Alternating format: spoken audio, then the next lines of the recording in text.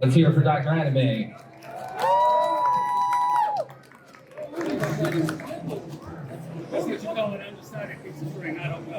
Let's hear it for Kari Wahlgren, Debi Mae West, and Ciarán Strange.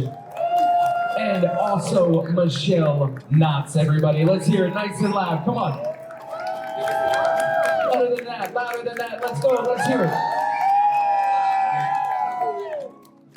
Thank you all so much for joining us today, especially with the convention's last day. It means a lot that you joined us for this. To start off, if you wouldn't all mind just telling us your name and what roles you've done. Are we just sharing? Like, cool. Hello, I'm Michele Knotz. You probably know me best as Jessie in Pokemon for the past 18 years. Lisa Bastanovich in Street Fighter Cross Tekken. Lilia Satomi in the Gallifrey Paradox. I'm in Smite. It's a couple characters. Baz and Kerr in Rush Plus. I was PvP in one of the Pop Team Epic episodes, which was really funny. And Sleeping Princess in the Demon Castle. A whole bunch of other stuff. Thank you so much for having me here. Woo! Hi everyone, I'm the one with the funny accent. I'll try to talk a bit slower. My name's Ciarán, Ciarán Strange. I use he, they pronouns. I'm Lorelei and Paladin Mike in Borderlands and Tiny Tina. I was in Case Study of Vanitas. I'm young Denji in Chainsaw Man, which is therapeutic with my daddy issues. I was Popco in an episode of Pop Team Epic, so yeah! Hell yeah! Oh gosh, Awashi, Requiem of the Rose King, so many others. I was a singer before I got into this, so despite being a fan of animation, it's a very new world to me, so very much enjoying it. Aloha, I'm Debi Mae West, and I've been doing voiceovers for a long fucking time. 33 years, maybe. My first big game was Metal Gear Solid. I played Meryl in Metal Gear. That's Meryl Silverburgh. I'm still in World of Warcraft, my Shadow Song. The anime world, I played Lady Tsunade on Naruto. I'm Sailor Leadcrow in Sailor Moon, and I have a tiny little role in Bleach. Everyone thinks I'm someone that I'm not because her sister and I am not Rukia, but I am her sister, Hisana Kuchiki, and I don't really do a lot of anime, so since this is a voiceover panel, I can talk about other stuff. So I mostly do promos and trailers. It's a very different world than dubbing anime. I was the voice of the Paris Olympics, so I just got my first tattoo yesterday of the Olympic rings, and very cool. And I was the voice of Anthony Bourdain, No Reservation. I've been the voice of many, many, many channels. I launched the Oprah Network. I never get to talk about this stuff, so it's kind of fun, but I'm the voice of American Airlines. If you ever fly on American Airlines, I'm the one that tells you how to buckle up for safety, and all kinds of other weird stuff. I can't brag about a lot of anime like these amazing people I'm sitting around, but I've done some really cool shit, so thank you for being here. Yeah, we gotta applaud about that, because that is super cool. I'm Kari Wahlgren, and oh, you guys are so sweet. I love this. I could just leave right now. I'm super happy. I did for anime. I've done things like Haruko in FLCL. I was Fu in Samurai Champloo. I play Saber in the Fate series, and I'm so excited to finally be able to say that I'm Seiko in the new Dandadan anime, which just dropped. So if you guys haven't seen it, it's on Netflix and Hulu and a bunch of other platforms, so please check that one out because it's crazy and I'm really excited about it. With the other kinds of animation and stuff, I play Jessica and Rick's spaceship and Rick's dead wife Diana on Rick and Morty. And I do Starfire in Teen Titans and the Teen Titans movies. And this is one I don't get to talk about a lot, but I love doing preschool shows. So I've done tons of different voices on Super Kitties and Spidey and Friends and Bubble Guppies and Pupstruction. So that's currently something that's making me very happy. And then in video games, I play things like Katana and Melina in Mortal Kombat. And gosh, I'm gonna stop there. Just, yeah, there. more will come up. I just want to give it up for Ron, the DJ, also. He's been supremely patient. I don't know if he left, but Ron, I'm thinking about you. Probably grab it. All right, so we will be taking questions for the panel. If you're interested in asking questions, please line up in the center. To start off, though, while you guys kind of get grouped up, I wanted to ask, what are some of the basics that are involved into getting into voice acting? Is it all glitz and glamour? Is it a lot of hard work? Give a little bit of advice to some people as they start gathering in the center. Should I start? It is a lot of hard work. They always say the most important word in voice acting is acting. So it's always good to have like some kind of training in acting. I was like a theater major in college, so that really helped out a lot. I don't want to answer like all of the answers. I want everybody to because like we're all probably gonna say the same thing. So I'm just gonna start there so I can pass it to you, and then we'll. Because I'll say something easy then, and then we can come back to it. If you've missed anything, you can like round us up at the end. Before I let the more veteran people, being a transgender actor, it is really difficult for people to find a place to put me. So if you're queer, if you're POC, if you're disabled, there are still like walls to get over, which sucks. But the industry is becoming more open to that. I would say tenacity is like, if you love this, you have to push, and it's not always going to be rainbows and butterflies, and sometimes it's going to be, I think it was Ian Sinclair who told me, don't go crazy during the slow periods. If you can not go crazy during the slow periods, you'll be a great actor. I know it, right? I'm like... Well, I want to just say to what you just said, Karen, that almost every single script that comes my way is for everyone anymore. So it rarely just, it will ask for a female, but most occasions it's all gender. Anyway, I agree, acting, because so many people think because they have a great voice or a cool voice, so they grew up doing voices, that they have a budding career in voiceover just waiting for them. And it's not true. It's so competitive now. I would, I take my hat off to newer people, because I don't think I would go into this field at this point in the world. I started a long time ago. Kari and I, I've known her a long, long time. So definitely you have to be an actor first, because you don't get to use your eyes or your hands or your body or your mouth. Nobody can see anything other than hear your voice. And so great acting is definitely part of it. Yes, Debbie and I have been doing it for 100 years, and we've learned so much. Now it's super fun to do it, but it is a skill, and there's a technical side of voiceover, and there's an acting side of voiceover. So if anybody out there is kind of thinking that they want to get into it, some of the things that you have to remember are obviously the acting. Everybody's been talking about, that's so important, because people come up and they'll be like, I do this funny voice, I think I should get into voiceover. And then it's like, well, okay, but how does that funny voice respond if their brother, gets killed or something? I don't know, it's just like that. You gotta go into the acting beats, right? And then the technical side is things like, we can't pop our P's, right, into a microphone. Well, Debbie can. So there are technical sides of things that you kind of have to learn about as you go along. And I'll go ahead and just, can I get a show of hands? Anybody that was thinking they might want to get into voiceover out there? Okay, cool. So I'm gonna just jump in, because I'm sure everybody would recommend this stuff. There are a couple of websites that are really great. There's one called iwanttobeavoiceactor.com, which seems kind of simple, right? And the guy that plays Klaus the fish on American Dad, who's a good friend of mine, his name is D. Bradley Baker, and he started that website answering every question that he's ever been asked at conventions.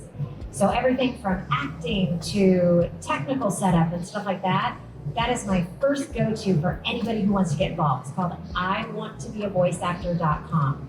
So definitely check out that website.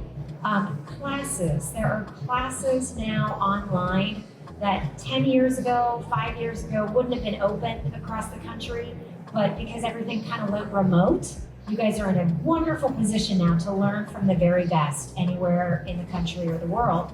So Steve Bloom, who plays Spike, and he plays everyone in Cowboy Bebop and everything. He does a Bloom Box school.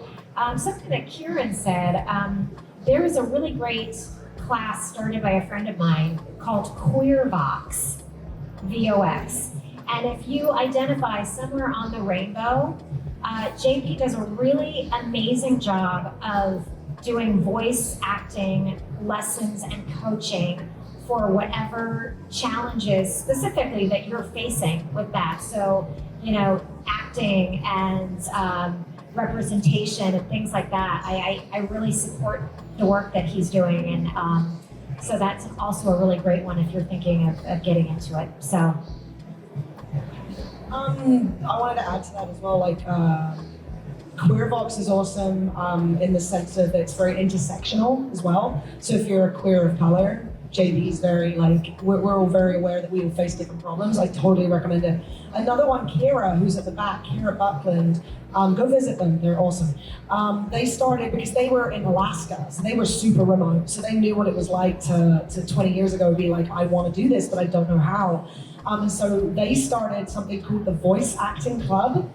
It's VAC on Discord, and the Discord is really active, and there's loads of people in there that can give you feedback on auditions or show you where to audition for things or help you out with your setup or anything like that.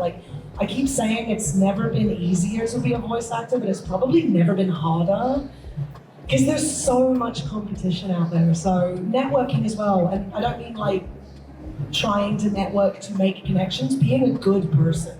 Being online, championing other people, being a good person in the community, people take note of that. Because then if you move to a hub city, people already know who you are. They're like, oh my God, yeah, I know you from Twitter, you're amazing. And that's your in, right? So just being a good person online can get you so far.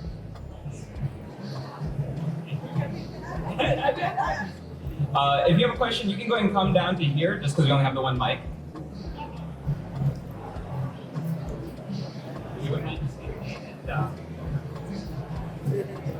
My name is Ashley, and I've been volunteering here all weekend. I love you guys. And I'll let you give you a choice. You can either tell us your most challenging role or your most fun role.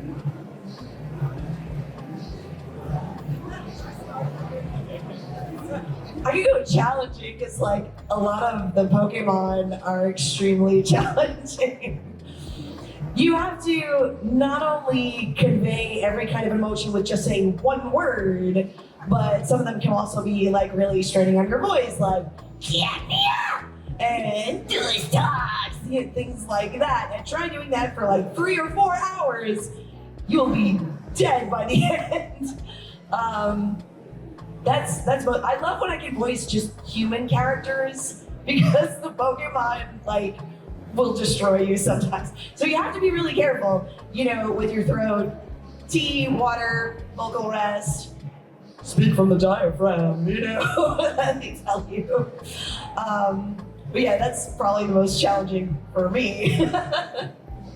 Challenging or fun? It was, yeah, honestly, probably both. I really liked Borderlands. I loved getting to work on a script because we're so locked into what we say so much, but the Gearbox crew really let us have fun with the script. So if we reword something or we throw other stuff in there, typically if it works, they'll be like, yeah, we're just gonna keep that.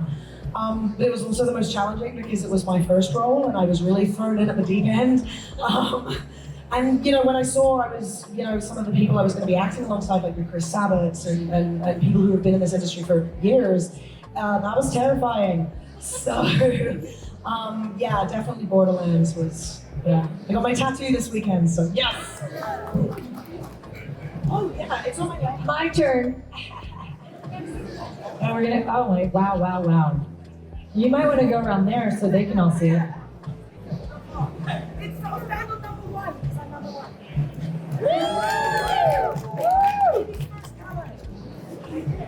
I showed it. That's mine. Olympic rings. My most challenging role, I don't know which my most fun was. They're all fun. It's just fun doing voiceovers. I would do her voice, but I'm on vocal rest too because I do have a job tomorrow. But Maya of Shadow Song, World of Warcraft, definitely my most challenging role. She sent me to the operating table.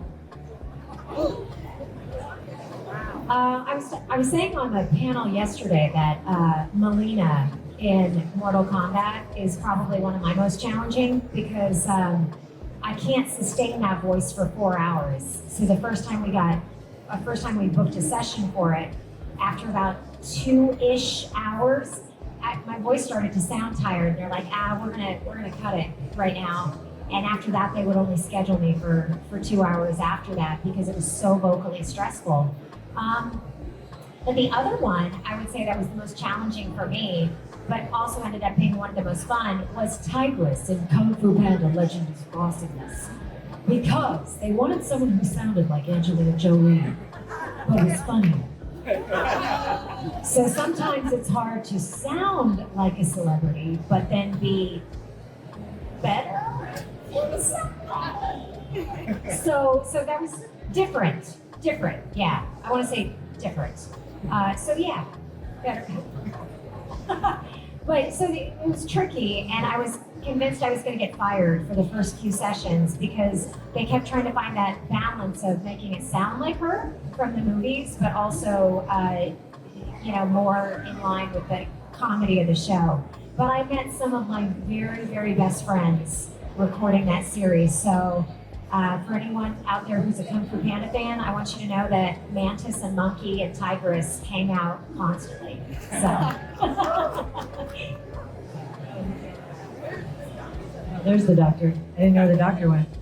Hi y'all, I'm Hannah. I just want to say thank you for being such a solid representation of what voice acting can be. Like, you get a lot of panels, a lot of Talk into the microphone. Sorry about Thank that. you. I can project a bit more, yes. But I just want to say thank you for your accurate representation of what a lifestyle in it looks like. And there is fun stuff and there's hard stuff.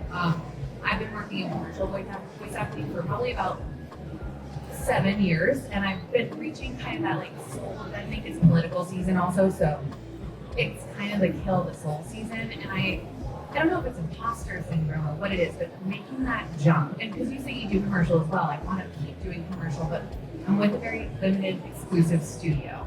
I don't know if you've ever dealt maybe with a difficult agent, a difficult studio, or just that kind of situation where you're trying to jump, but you don't want to lose everything. What do you mean you're with a studio?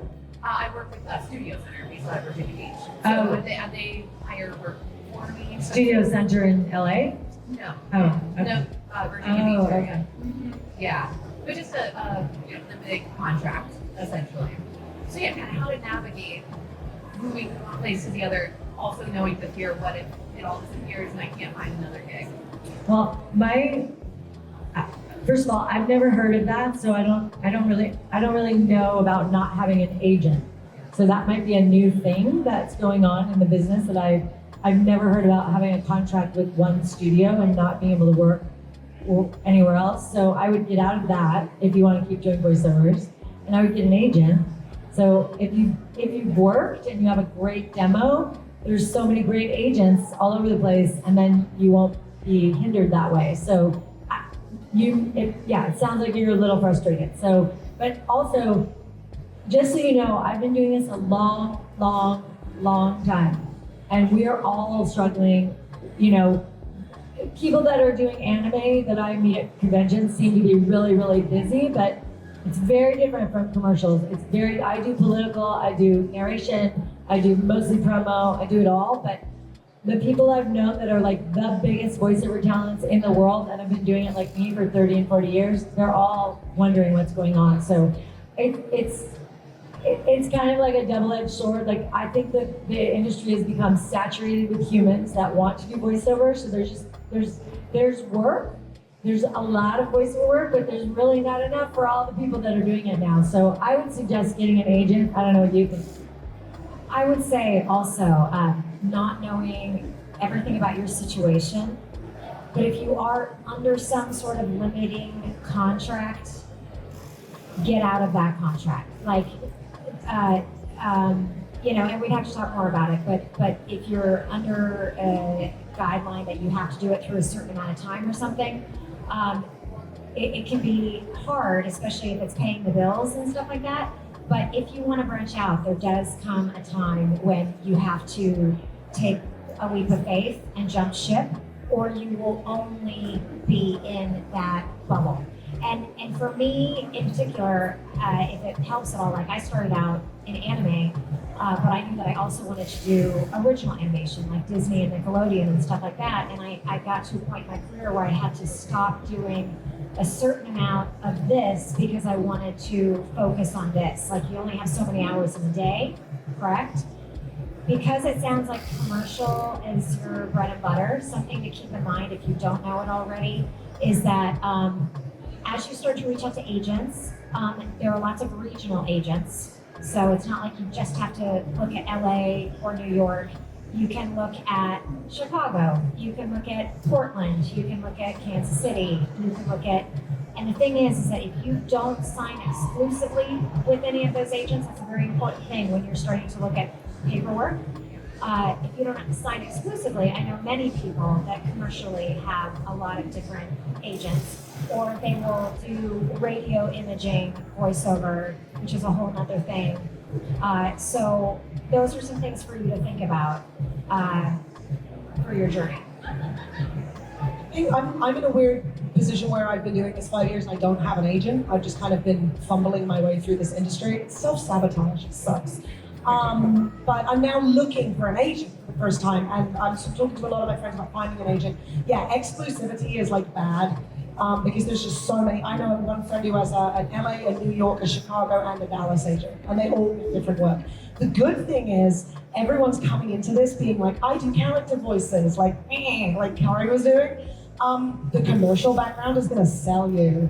Because a lot of agents want people like who are looking at new talent who have an interest in that because you're going to earn the agent more money because commercial pays better. So having a really good commercial background is going to help you find an agent for character work because they know they can pawn more commercial work off you too. But like Kari said, yeah, it's picking a style. The good thing is like I've noticed, I don't know what it's like in Prelay and in LA, but I know in a lot of anime right now we're looking for really grounded reads. So the fact that you have a background in commercials is probably good, as opposed to being like a more wacky character voice actor. But yeah, as to Meryl, what they said, exclusivity in contracts is a career killer.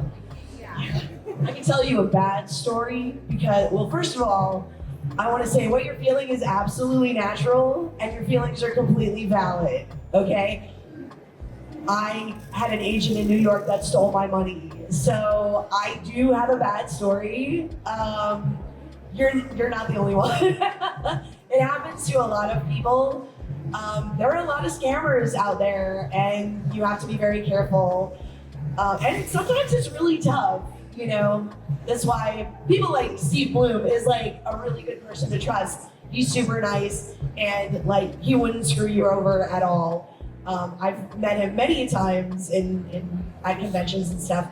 But yeah, I like, let me share my bad story instead of like, because everybody has awesome advice, but like you're not the only one that has happened to me before. And it's unfortunate, you know, but what you're feeling is completely valid, and I totally understand. We all understand, you know, what you're going through. So I wanted to take it in that direction a little bit. Thank you. It feels good to, you talk to yourself in your closet all day alone, and it feels good to talk to other people. Exactly. So thank you for your insights. And definitely the exclusivity contract was a yes, because I had an opportunity to be a voice actor. Now is the time to like navigate my path. So thank you for your insights. Thank you very much. Thank you so much for your question. Hello, my name is Sean, and I was wondering, how does one become a voice director, and what are some of your favorite directors that you have worked with in the past?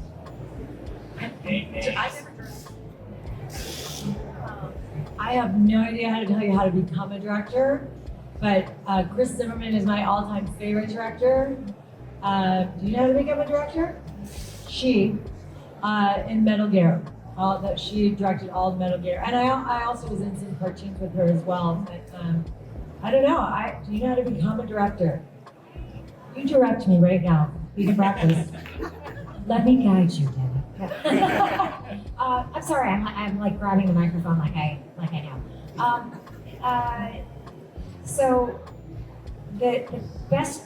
A lot of the directors that I've worked with that I really like were actors to start with, so that can be a good route to go if you're a creative person in that regard.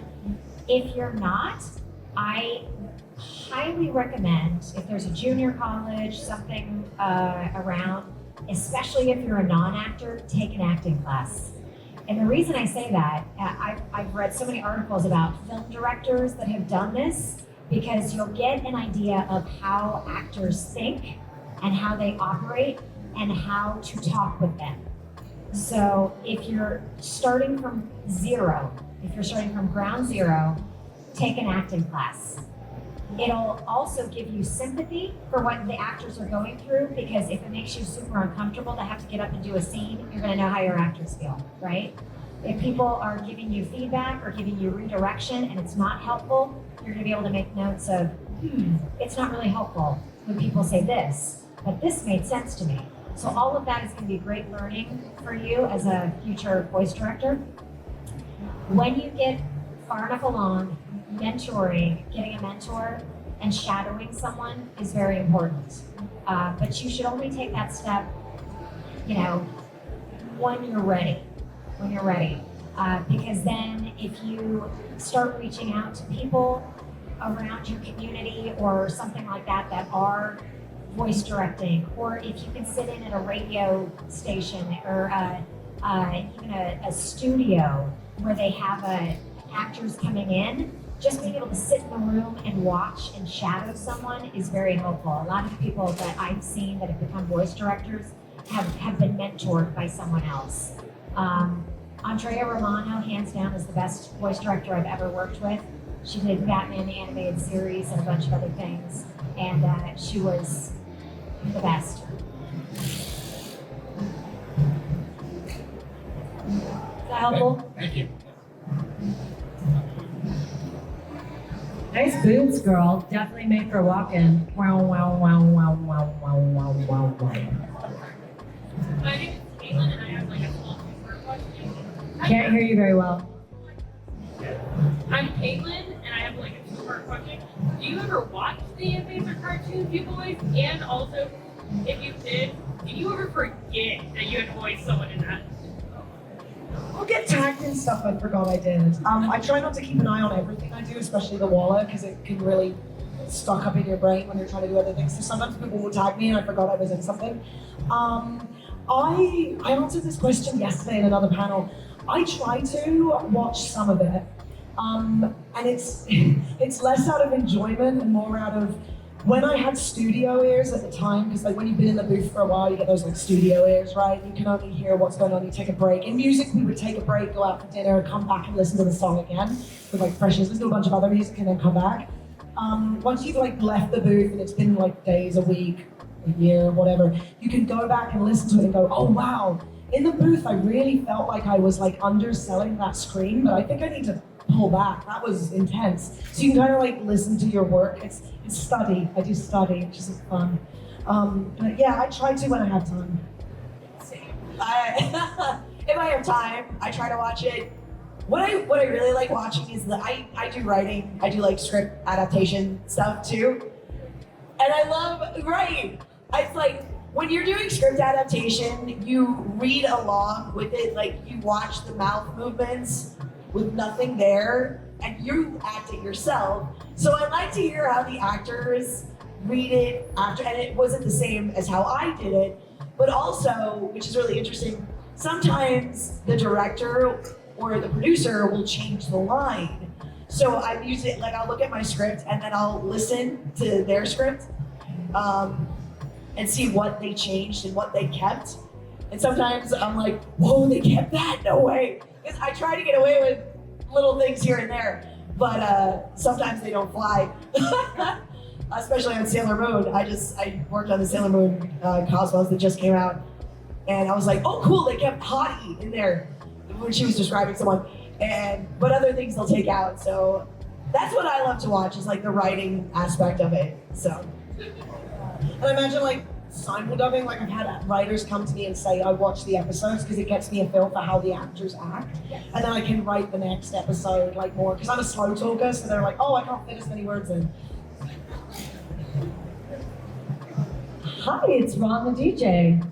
We like you. What I do is I watch scenes on YouTube. so that I know what to say to people at conventions about Naruto. Because I mean, Sailor Moon and Naruto, I recorded them both 20 years ago. And so I would be lying if I were to tell you that I would sit and watch all the 1,000 episodes of Naruto. So I do catch up on YouTube and I try to find scenes and kind of figure out what's going on. That's what I do. But I'm old.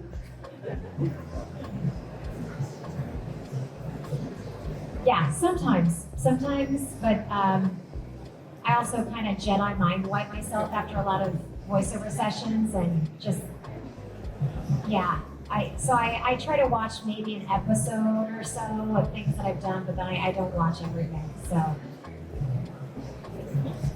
Thank you. Hello, my name is Ishraq, and so my main question is about how I know y'all are actors with a lot of range, and I'm curious about the idea of like when you swap between those different roles. Like my mind goes to Miss Wahlgren for how you're on Rick and Morty versus going from Bubble Guppies, like two very different sectors of acting. Like how do you go about getting to that mind space of changing between the different roles and how drastic they are?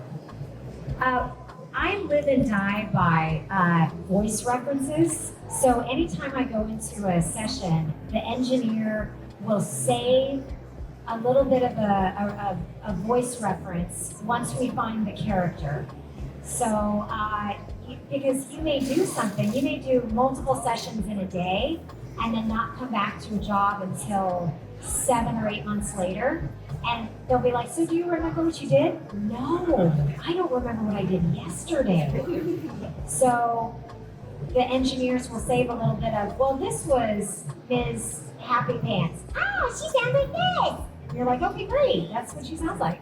And then later in the day, you may go to, Rick and Morty or something like that. And tonally, you just shift. And a lot of times with that voice reference, it will immediately click you back into the character. Because if you hear Key, Summer, say, that's like you, that's how you talk, that kind of clicks you right into that character and that world again. So you just kind of, that's how you slide back into it. But if you didn't have those references, we would be in a lot of trouble. I think a lot of the directors I work with will say the engineer always has a voice reference, just like, do you need one? And I'm like, yes or no. So it's kind of nice when the engineer kind of has your back like that, and you're like, thank you so much. The one I had, because I shift a lot between my natural accent and like learning to talk like more American, so putting it down and it's a lot of like figuring out where it sits physically as well. The one that really messed me up was I did Scottish for Black Butler. I earned my spot in Black Butler. I did accent work too. And I refused to let myself to listen to any American media the night before my session was coming. All I would listen to was Scottish people talking and English media and stuff to try and get that placement back in my brain. Going into the session, I would listen to Gerard Butler and like, what's his name? David Tennant, like interviews. And I'd repeat back what they were saying. I'd be like, oh yeah, like, getting into it. Because I'm a singer first, so figuring out physically where it sits is like the huge one for like the placement for me. Yeah, a lot of media and references and singing. I have songs for each vocal range to make sure I'm like in that range. Thank you all so much, and thank you for coming to my hometown of Richmond. I appreciate it. Hi, I'm Tabitha. Nice to meet you. Hi. So my question is about how long did it take for you guys to feel comfortable acting at the same time as smashing flaps in the studio? Seriously, Kari said yes. We were talking about your first job, and I had no idea. I don't even think when I did Tsunade that I knew I was doing that. I don't know. I think I read an audition and I got hired. I really can't recall because it was a very long time ago. But I know that when I went in there, I had no idea. And they're just like, okay, what's going to happen is you're going to hear 3 beeps. We're going to watch the scene. And then you're going to do your best. I mean, maybe there are classes now. I don't know. I never took a flap matching class in my life, but oh. Okay, so there is a class, but I back in the day, like 27 years ago, we just got in there and did it. But and so that it is an art, which was amazing because it was the lowest paying job in the field of voiceover, and really so technical because you have to hear, first of all, like they play a Japanese person doing the character, and their acting is very, very different from an American actor. The things that Japanese people say, they're much wilder than us in a sense, and definitely they like to talk about farting a lot more. But so having to do the acting and match the flaps, and the flaps are not always great. It's like wah wah wah wah wah wah wah. So and then it's like wah wah wah wah wah wah really fucking fast. So it's definitely an art, and I learned it on the job. Yeah, I did Trial by Fire. When I got into Borderlands, Caitlin Goss, who's known me for years, was like, oh my gosh, is Ciarán acting? Can I set him aside? I have a non-binary character, and I'm trying to audition as many trans actors as possible. Does he know how to do an American accent? I learned in 5 days. So yay. So I was doing an accent and looking at the flaps and trying to read a script, and Caitlin was amazing and she sent me the scripts in advance, like the day before, because when she got them, so I could at least read it and know what I was saying in American. So I don't know if I would have handled it with that. But I think what I learned with the flaps is I don't really watch. I love getting it in the flaps. There's nothing better. It's better than a good dinner. It's like, oh my God, look at that big one, just fit the big flap. It's so great. It's the best thing in the world when you match the flaps. But all I can do is a big flap. This isn't big flaps. Damn, I can't wait to be 60. Sorry, this is kind of 18 plus, right? Anyway. So I came in through punk music. I have an excuse. I've learned that what I do is I watch the script because they'll show it to you in advance in Japanese, and I just keep an eye on the flaps just a little bit out of the corner of my eye so I can see if there's any big ones, and I'll read along with the script, and then as I do it, I'll just read the script, and then I'll go back to the video and be like, right, how did that fit? And some directors really care about hitting the flaps, and some just want a good performance. So it depends on the director as well. You know what's so funny is that I'm like, oh, you're Lead Crow, and I'm like, I hope I didn't mess up your line. Because I'm always worried. I'm like, please don't let the actor hate me. Please don't let the actor hate me. Because when adapting the scripts, I'm like, am I reading that too fast or too slow? And I try to match. I'm super meticulous about matching mouth flaps. So when I'm writing, I'm reading along with it. I'm like speaking along with it. So I'm always hoping that I do a good job. I'm like, please don't let them hate me. That's the other thing. If you have a good writer and you say the line, 9 times out of 10 it fits, and that's amazing. So it's these guys. Awesome. Thank you guys so much. No, that's okay. No, she was just saying, do you want to say anything? And I was like, well, they did a really good job of answering it. So, I mean, I can say that there are classes out there now that weren't out there 20 years ago. Where I won't make you be my person. Thank you. Yeah. Hi. So there are classes out there now that you can take specifically on dubbing. So do your search, do your DuckDuckGo search or whatever you use. And the other thing I would say is that music training helps, vocal training helps, because dubbing is so much about timing. So a lot of the people that I've met that are good at dubbing are also vocalists. And so when you have to learn about, the length of a note, you'll start to get more of an ear in the Japanese for how long does this line last, I have to now put my words into the flow of how long that segment is, if that makes sense. So, and extra points in general for anybody who wants to be a voice actor, extra points taking voice lessons if you're not a singer. Because your voice is your instrument. Your voice is, if you were a trumpet player, you would learn all the different notes you can play, right? So as a voice actor, your voice is your instrument. So through voice lessons, you start finding out how high your voice can go. How low does your voice go? At what point does your voice break? If you find where the voice break is, you can create a character right there. You know what I mean? So that's also very helpful with dubbing. She's genius, isn't she? I love her. Thank you for your wonderful. And you do have an adorable voice. Hello, I'm Carl. Hey, what's up? So I got it's like two questions. One, have y'all been to Japan?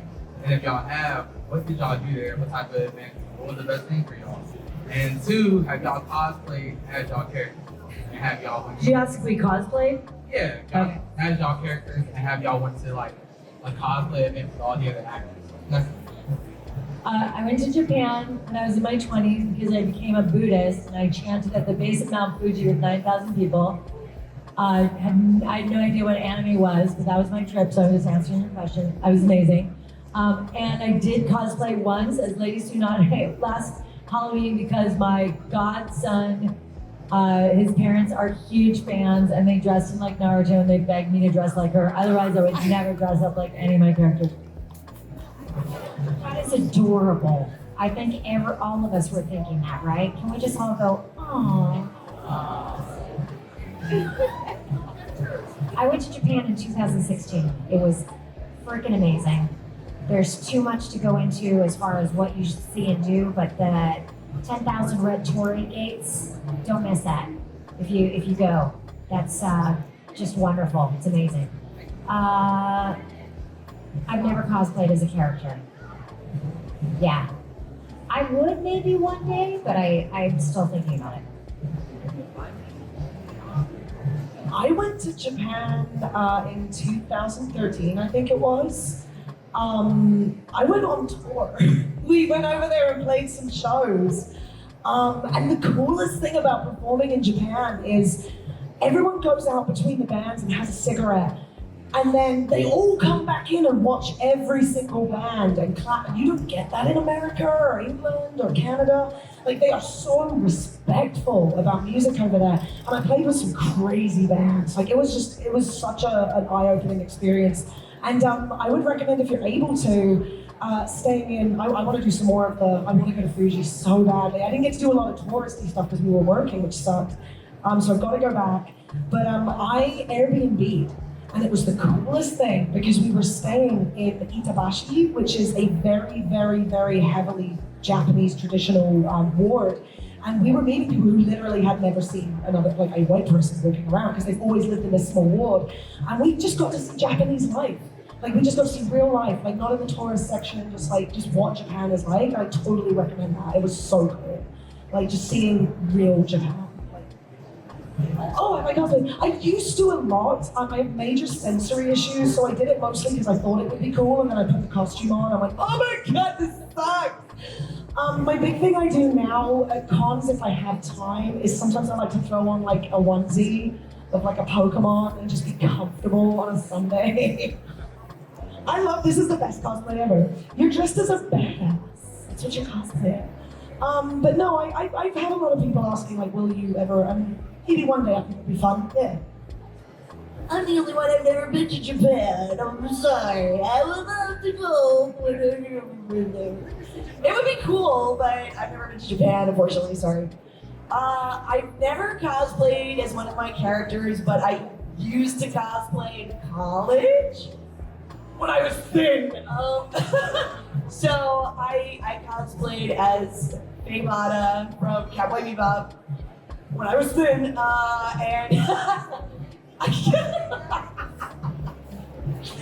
when I was in college, I was like 18, 19 years old. Oh, everything okay?